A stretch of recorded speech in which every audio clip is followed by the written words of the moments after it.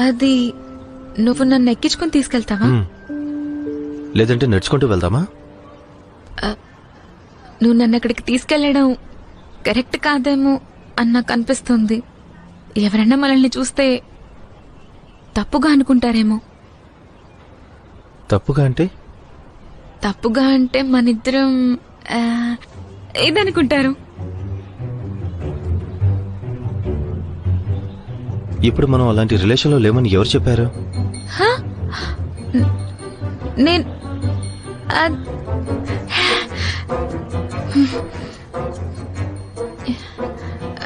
మనం ఎప్పుడు అలాంటి రిలేషన్ లో ఉన్నాం?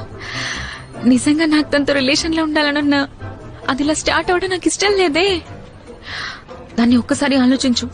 నేను ఇక్కడికి వచ్చింది మాస్టర్ తో రిలేషన్ కన్ఫర్మ్ చేసుకోవడానికే కదా.